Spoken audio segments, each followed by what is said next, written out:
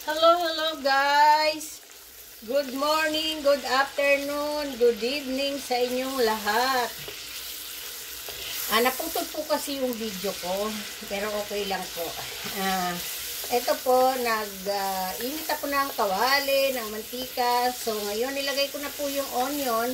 Ngayon po ay magluluto tayo ng yung lumi po. Gagawin kong style pancit. Kasi yan po ang favorite talaga ng family ko. So, yung pong mga vegetables sa rep ko, bago po ako nagbakasyon sa New York, nandyan na yan. So, ngayon po, tinignan ko kung sira na o ano, hindi pa naman po sira. Kaya po, naisipan ko na yan na lang ang isasahog ko dito sa aking pancit lumi. Ang pechay at ang repolyo at ang bell pepper. Kesa naman po itapon. Sayang naman po kung pwede pa. Huwag po tayo magsasayang ng mga pagkain, lalo na sa hirap ng panahon ngayon. Saka ang mahal po ng mga bilihin. Kaya kung pwedeng maluto pa, lutuin natin. Hugasan natin mabuti. Huwag natin sayangin. Lalo na po ako, wala akong trabaho sa labas. Maasa lang din ako sa asawa ko. Nagtatrabaho ako sa isang PAL. Alam niyo na po kung anong ibig sabihin ng PAL. Palamunin ng asawa. Joke lang po. Pero yun po ang totoo. Kuha po tayo ng kutsara para sa garlic. Ngayon po lalagyan ko na ng garlic. Ayan po. Haluin na natin. Yan pa lang po, mabango na. Dito po ako nagluluto sa lamesa ko. Kasi malaking kawali ko. Pag nilalagay ko dun sa stove ko, hindi, kalahati lang ng puwet ng ng kawali ko na iinitan. Kaya nilagay ko po dito. May lutuan naman po ako yung pang camping. Yan po ang ginagamit ko. So, ito na po. Hindi po ako naglalagay ng meat dito kasi may barbecue naman kami kahapon. So, kahit po sa handaan, pagka may handaan po dito sa bahay, pag nagluluto po ako ng halimbawa pinakbet o pansit, hindi po ako naglalagay ng mga ricado na mga meat. Kasi may lulutuin ka naman pong mga karne-karne dyan. May pinirito kang pork, may ka. Parang yun na ang partner nila. So, aanin ko na po itong repolyo. Lalagay ko na po. Wala kasi akong carrots. Kaya kung ano lang nandyan, yan na ang hinalo. Madali naman po kasing maluto ang noodles na to. Kasi binabad ko to sa water. Nabubulol na po ako. Kaya na siya, malambot na. Sa warm water. Ayan po.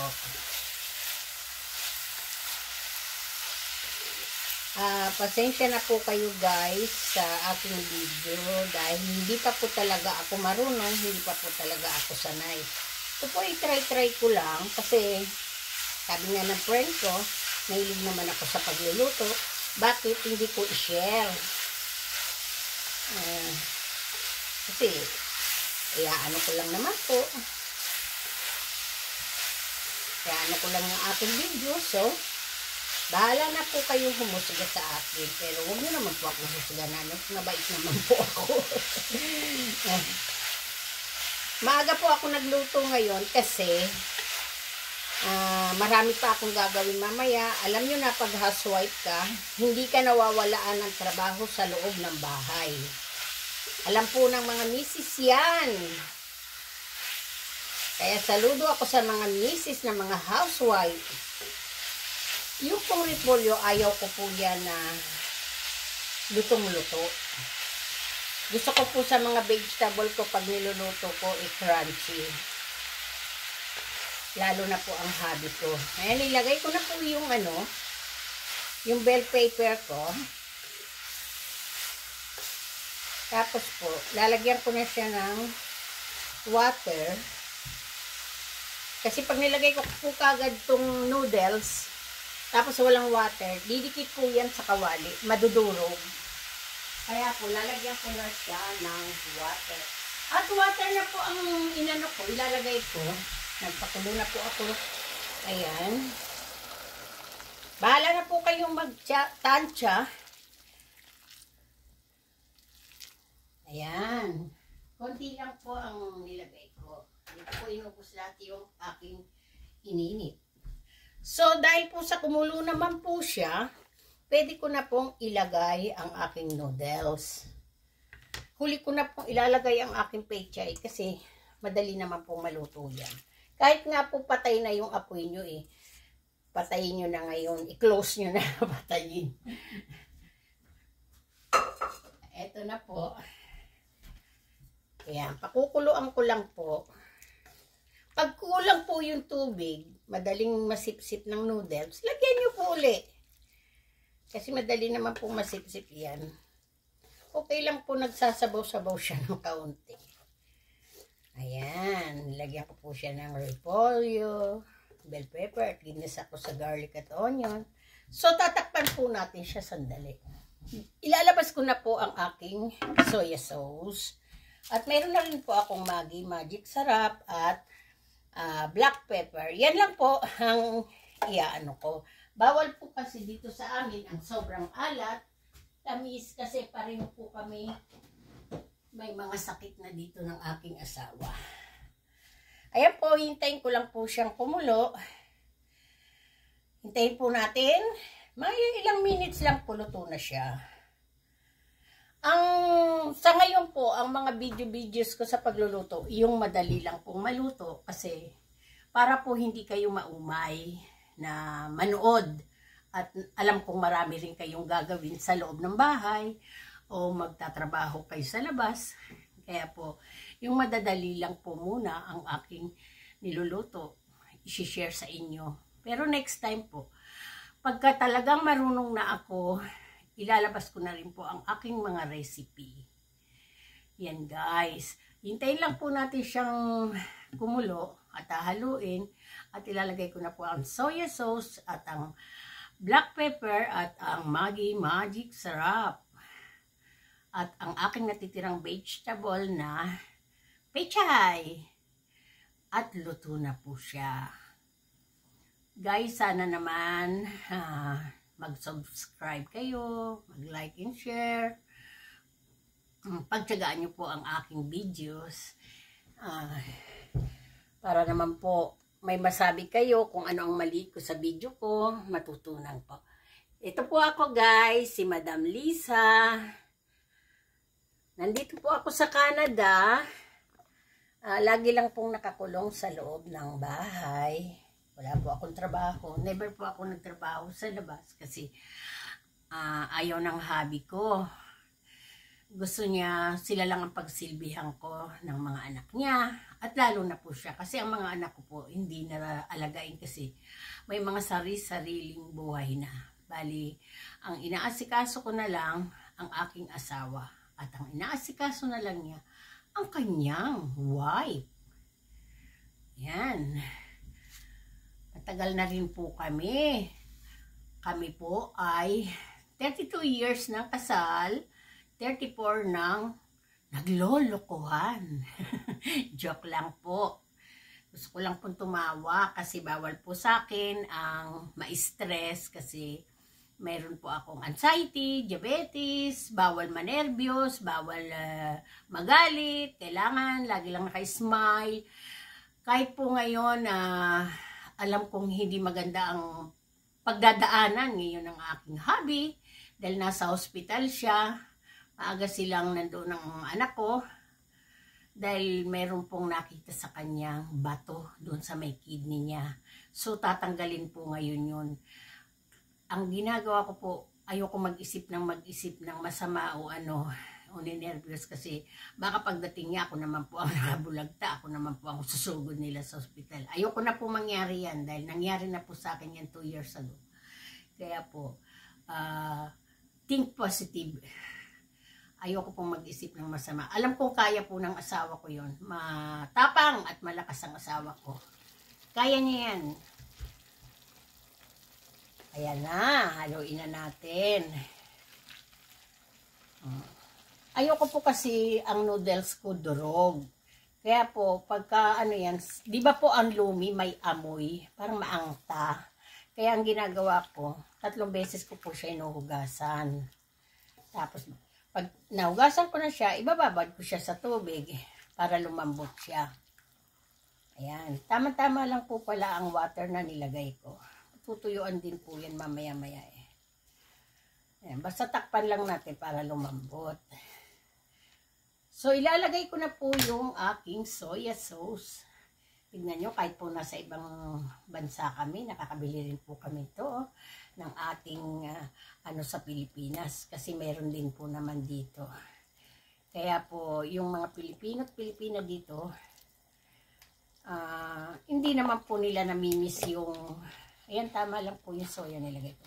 Hindi naman po nila nabimiss yung mga pagkain talaga sa atin na dahil yung iba pwede naman lutuin dito dahil mayroon naman po ditong tindahan na mga Pilipino, nakakain din namin po lahat ang mga gusto namin kainin na ano. Yun nga lang, yung may mga iba na wala dito, lalo na yung mga prutas na mga talagang ano sa atin, lalo na ang santol. Minsan po may santol dito, sugod pa po kami sa Toronto. Alam niyo po guys, yung 2 pirasong santol na malaki, hindi kayo maniniwala. Diyan, nung nandyan ako sa Pilipinas, ay pinipitas ko lang na libre. Pero dito po, ginto ang santol na nabili ko noon. $28, 2 piraso lang po. At pinuntahan pa po namin sa Toronto. Ilang oras din po, 8 hours ang biyahe.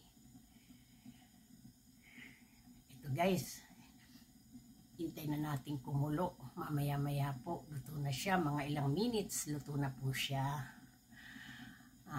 Pagpasensyahan nyo na po ako guys sa aking mga sinasabi o mga ginagawa. Kayo na po ang bahala na mag-ano sa akin kung ano yung mali ko, kung ano ang dapat kong gawin. Kasi po, hindi pa po talaga ako marunong. Noon po, 2 years ago, mayroon na rin po akong YouTube. Kaya lang in-stop ko dahil nga sa hindi nga po talaga ako marunong. Kaya po, ngayon, sabi ng friend ko, sayang naman, nandiyan ka lang naman sa bahay, mag-YouTube ka. Para masaya ka lang. Nakakatuwa lang po, lalo na po yung kung nandiyan kayo, nanonood kayo. Sana po, anuhan nyo ako. Gabayan nyo na lang ako, parang bata. Bahala na po kayo. Ayun na guys, kumukulo na ang ating pancit lumi. Sarap po yan. Try nyo lang po. Masarap. Ayan na po, kumukulo na siya guys. Ayan na.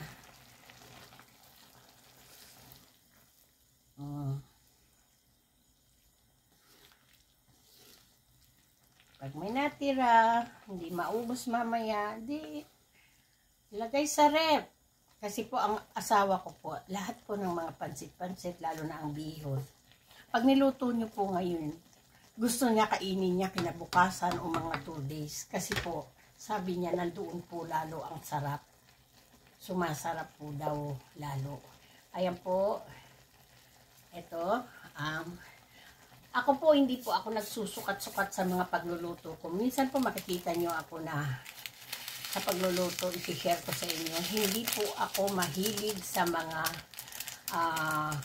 takal-takal, mga ano.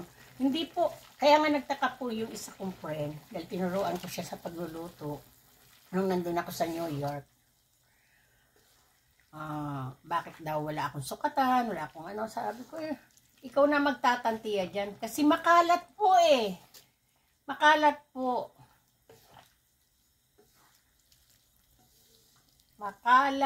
marami kang hugasan, lalo ka mai-stress, lalo na sa akin, bawal po talaga mai-stress. Hindi po sa tamad ako, sipag po ako dahil gusto ko po yung kilos ng kilos.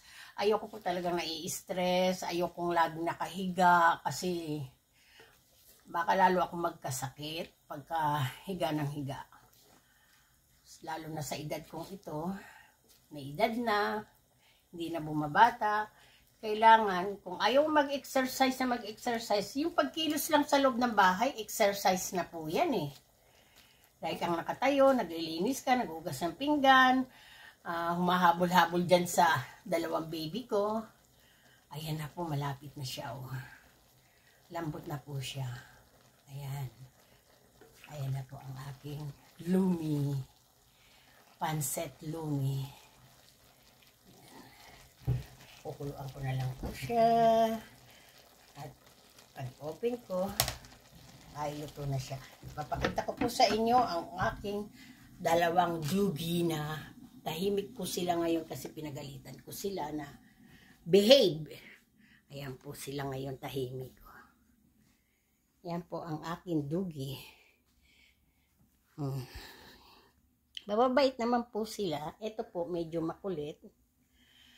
Pero pagka pinagsasabihan naman nakikinig, ito po si panganay, ito si bunso. Itong panganay ay 2 years old na siya.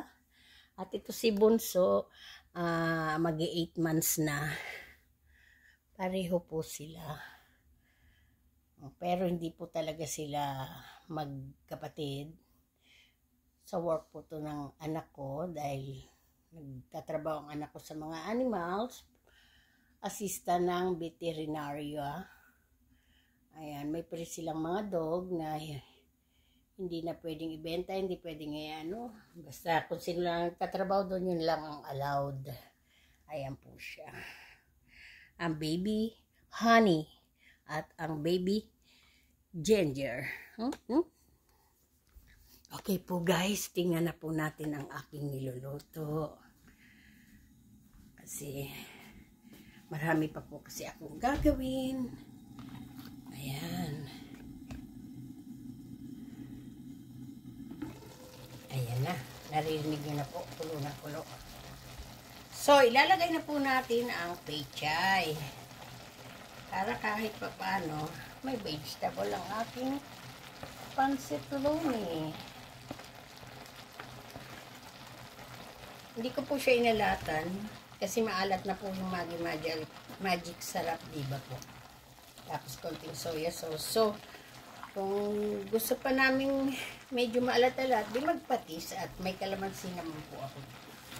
Patis, okay na. Pero sa akin, sa amoy pa lang okay na yung lasang nilagay ko. Ayan na po, papatayin ko na po siya guys kasi ayaw ko nga na yung vegetable ko lutong-luto.